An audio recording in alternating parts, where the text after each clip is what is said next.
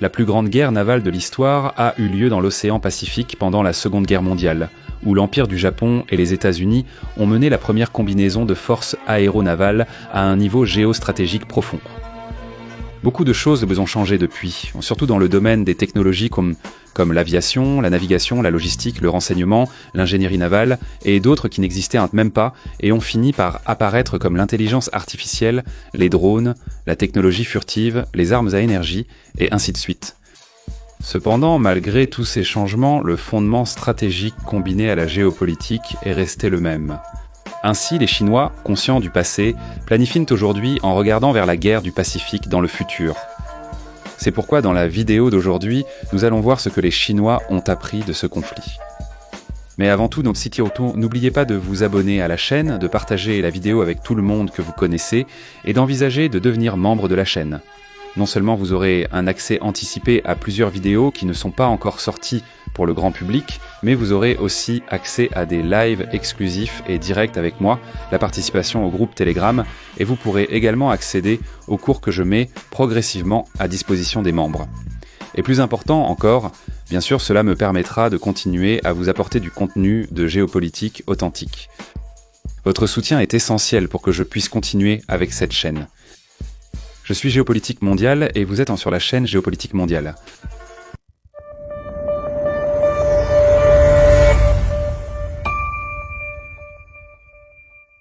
La marine chinoise, également connue sous le nom de Armée populaire de libération, marine ainsi que des universités chinoises, étudient les guerres passées afin de comprendre comment d'autres pays gèrent le facteur guerre. Ils ont étudié attentivement la guerre des Malouines, la guerre du Vietnam, de manière approfondie la guerre du Golfe et, sans aucun doute, maintenant le conflit en Ukraine. Ils remontent même assez loin en étudiant des conflits comme la première guerre sino-japonaise et la première guerre mondiale, surtout dans le domaine maritime, d'où ils tirent des leçons importantes pour améliorer leur efficacité en cas de conflit futur. Le peu de documents écrits qui sont rendus publics à propos de ces leçons donnent également des indications sur les priorités et les préférences de la Armée populaire de libération, Samnik. Et tout indique que l'accent a été mis sur la guerre du Pacifique, de 1941 à 1945. Et ce n'est pas un hasard. Beaucoup de gens peuvent penser que c'est quelque chose d'ancien et donc dépassé, mais la vérité est que ce fut la plus grande guerre navale de l'histoire, et les principes stratégiques et tactiques restent en grande partie les mêmes, n'ayant été que raffinés et adaptés à mesure que de nouvelles technologies sont apparues. De plus, ce fut la dernière fois que les États-Unis sont entrés dans un conflit où l'ennemi avait une certaine parité de force avec eux.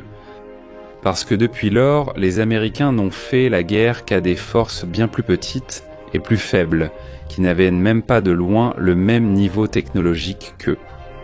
Qu'ils aient perdu ou gagné ce conflit n'est pas le sujet de la vidéo, car l'essentiel est que les Américains, depuis la Seconde Guerre mondiale, ne sont entrés dans aucune guerre où ils avaient un certain niveau d'égalité industrielle, technologique et économique avec l'ennemi. Le 7 décembre 1941, la marine impériale japonaise a attaqué Pearl Harbor par surprise. À partir de ce moment, la marine japonaise est entrée dans sa phase finale, mais aussi la plus active de toute son histoire, qui durerait jusqu'au 15 août 1945, lorsque l'Empire du Japon s'est finalement rendu. Les gens sous-estiment la capacité et l'ingéniosité japonaise pendant la Seconde Guerre mondiale. Les Japonais ont été terriblement innovants et efficaces, lançant une opération militaire simultanée sur une zone géographique qui correspondait à une énorme partie de la surface de la planète Terre. En quelques jours, les Japonais ont attaqué simultanément les Européens et les Américains en Asie et dans l'océan Pacifique. Et le pire, c'est qu'ils ont obtenu des victoires rapides en utilisant des techniques hyper efficaces auxquelles les Européens n'avaient tout simplement aucune chance de réagir. En quelques heures, ils ont attaqué et vaincu Hong Kong, la Malaisie, l'Indonésie et les Philippines. La défaite anglaise en Malaisie, avec la perte du détroit de Malacca et de Singapour, fut la plus grande humiliation de l'histoire anglaise. Les Européens n'ont pas seulement été vaincus, ils ont été anéantis et humiliés. Beaucoup de stratèges pensaient qu'à l'époque, les Japonais pourraient effectivement lancer une attaque contre les Européens dans la région, mais ils hésitaient à savoir si les Japonais auraient ou non une chance de victoire. Mais absolument personne ne pensait que les Japonais allaient encore vaincre les Européens dans la région avec autant de facilité et de rapidité. Ce n'est qu'avec l'entrée à grande échelle des États-Unis que le destin de l'océan Pacifique allait changer. Au début de la guerre, la flotte combinée japonaise était la 3e plus grande marine du monde et possédait les plus grands cuirassés de la planète. Mais elle a été totalement vaincue et détruite en raison d'un très mauvais choix de stratégie militaire et politique. Par le passé, les planificateurs chinois supposaient que la Chine, si elle devait combattre les États-Unis, se trouverait dans une position extrêmement défavorable, cette façon de penser étant dominante durant les années 90, 2000 et 2010. Après tout, la puissance militaire américaine était souvent présentée comme si puissante qu'elle semblait inarrêtable. Cependant, à mesure que la marine de l'Armée populaire de libération s'est rapidement développée et modernisée, elle espère de plus en plus pouvoir rivaliser et combattre la marine des États-Unis sur un certain pied d'égalité. En tant que telles, les leçons de la guerre du Pacifique ont de plus en plus résonné avec la Chine, car cette guerre impliquait 2 grandes puissances navales qui, au départ, étaient comparables sur le plan technologique. Ainsi, la première leçon est que la puissance économique et industrielle des 2 pays a été le facteur le plus important, et celui qui a déterminé l'issue de la guerre. Les analystes chinois reconnaissent l'importance de la puissance industrielle, en particulier dans l'industrie de la construction navale, pour mener une guerre prolongée en mer. Pour eux, le déséquilibre entre l'économie du Japon impérial et ses ambitions a conduit à une grave surextension qui a entraîné sa défaite. La destruction de grands navires de guerre et de forces terrestres n'a fait qu'accélérer l'épuisement des ressources du Japon, qui était déjà très limité. En même temps, le Japon est resté engagé sur le continent asiatique, en Chine continentale, ce qui a exercé une pression supplémentaire sur ses ressources déjà très limitées. C'est pourquoi les Chinois ont analysé l'interaction entre la capacité industrielle et l'épuisement des forces sur le champ de bataille océanique. Ils ont conclu que le manque de capacité industrielle et de personnel qualifié du Japon pour se remettre des pertes au combat a été un facteur déterminant dans l'issue finale de la guerre, car le Japon manquait à la fois d'industrie et de matières premières pour construire des navires de guerre à un rythme suffisamment rapide pour remplacer les pertes subies au combat. De la même manière, la perte de pilotes de chasse hautement qualifiés et expérimentés, qui étaient irremplaçables lors d'opérations comme Midway ou Guadalcanal, a été un facteur majeur de la chute du Japon, car ils n'avaient tout simplement pas la capacité de reconstituer leurs forces à la vitesse nécessaire pour faire face aux États-Unis. Fait intéressant, en général, les Chinois se voient jouer le rôle des États-Unis historiques dans une future guerre hypothétique dans le Pacifique. La Chine ne se considère pas dans la même position économique que le Japon. Et en fait, la position de la Chine dans les années 2020 ressemble à bien des égards beaucoup plus à celle des États-Unis en 1941 qu'à celle des États-Unis d'aujourd'hui par rapport à ce qu'ils étaient dans le passé. La Chine occupe une position dominante dans le pouvoir industriel et elle est désormais établie comme une puissance technologique de premier plan, disposant d'une capacité industrielle suffisante pour remplacer les pertes subies au combat. De plus, elle est capable d'importer des matières premières minérales et énergétiques, dont celles de la Russie et d'autres pays voisins en très grande quantité. D'un autre côté, aux États-Unis, il y a des inquiétudes concernant la capacité de leur marine à remplacer les pertes lors d'une guerre prolongée en mer. Les chantiers des navals des États-Unis ne produisent en tout simplement pas de navires de guerre aussi rapidement que les chantiers navals chinois. Dans cette optique, la stratégie chinoise consiste donc à essayer d'infliger plus de pertes à la marine des États-Unis qu'ils ne pourraient en remplacer, en utilisant principalement des missiles longue portée, des attaques sous-marines et des escarmouches à petite échelle avec des navires de guerre de surface. L'armée populaire de libération pourrait subir des pertes dans ses propres forces au cours du processus, mais cela serait acceptable pour la marine chinoise, car ces pertes seraient soutenables pour eux à long terme.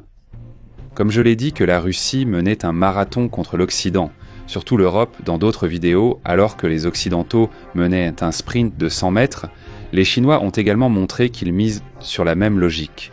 infliger des dommages qui, à long terme, deviennent insoutenables pour les États-Unis.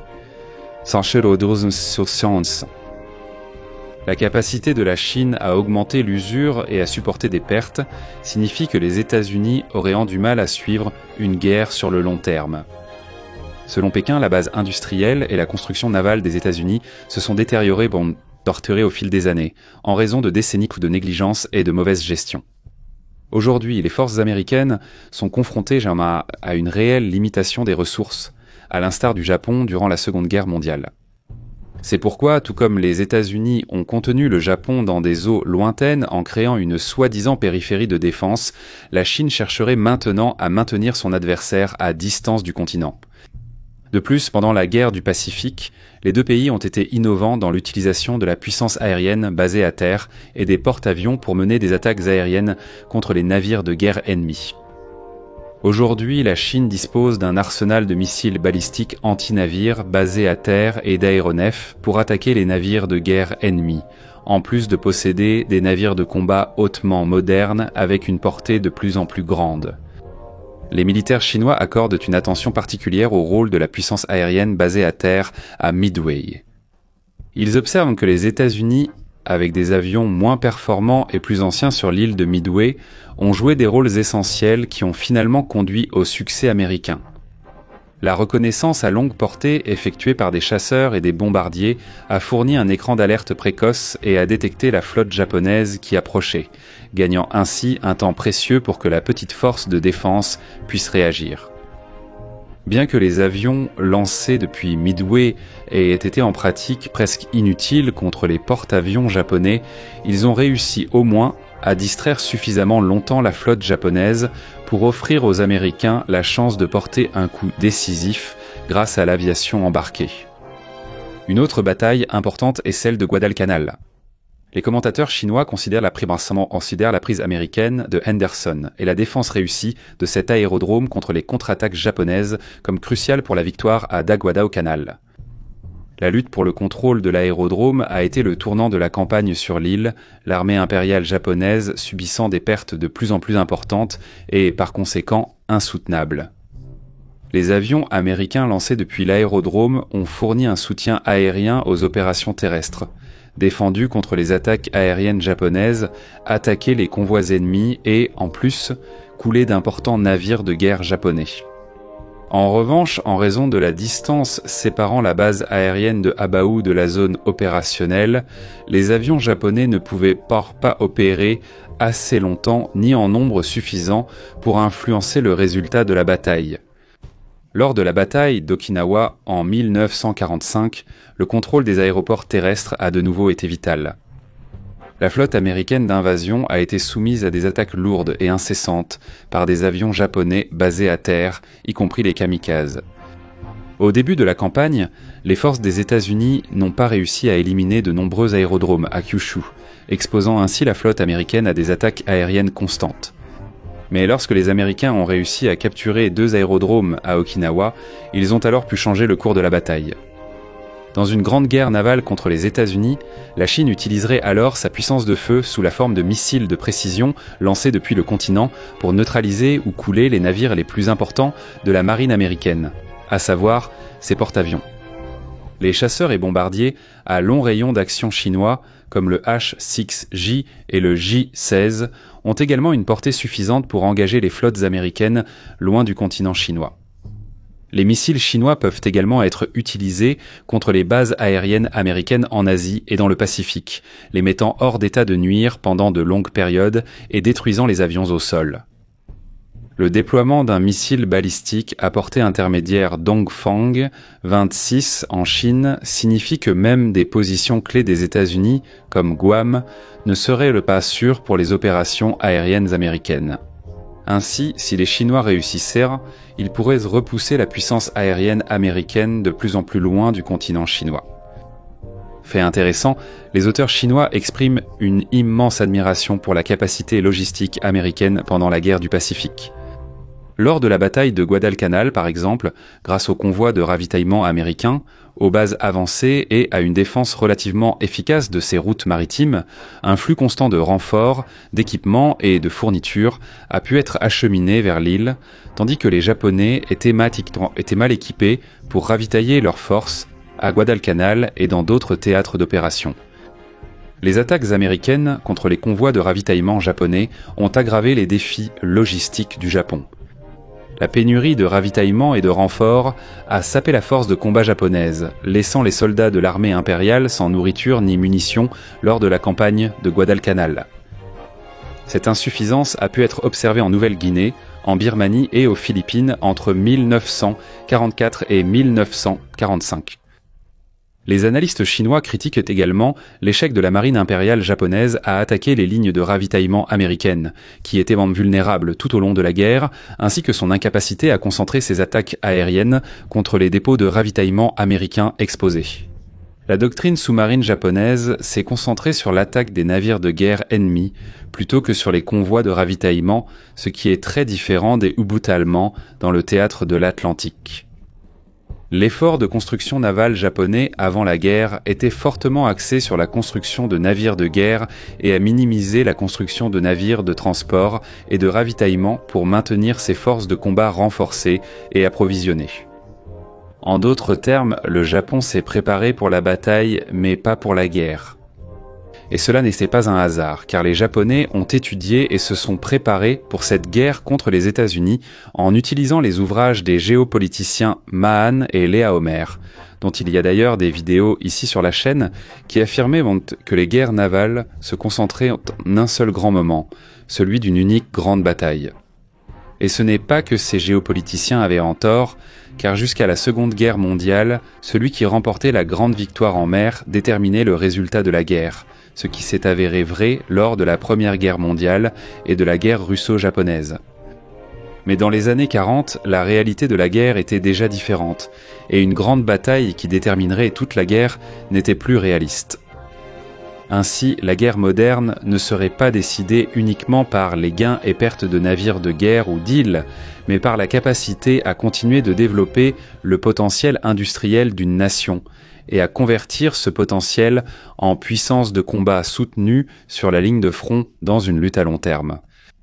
Et étant donné que les guerres modernes consomment d'énormes quantités de matériel, exerçant une pression énorme sur la logistique, la doctrine de la Chine exige des attaques contre les îles de communication de l'ennemi, sapant le flux de fournitures essentielles nécessaires pour maintenir ces unités de combat de première ligne en action.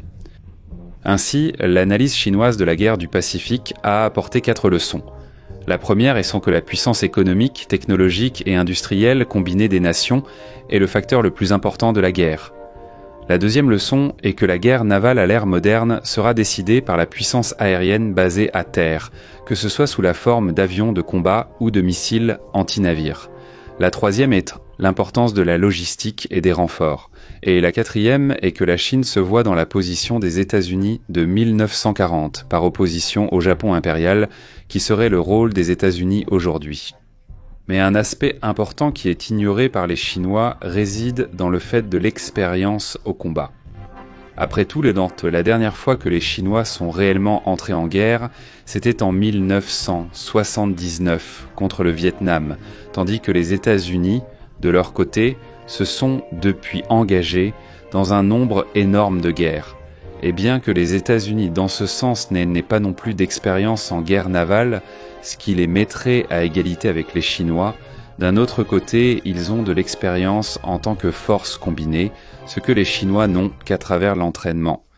Merci à tous, j'espère que vous avez apprécié et n'oubliez pas de vous abonner à la chaîne et de partager la vidéo avec tout le monde que vous connaissez afin que je puisse continuer à vous apporter du contenu géopolitique authentique. À bientôt et à la prochaine vidéo.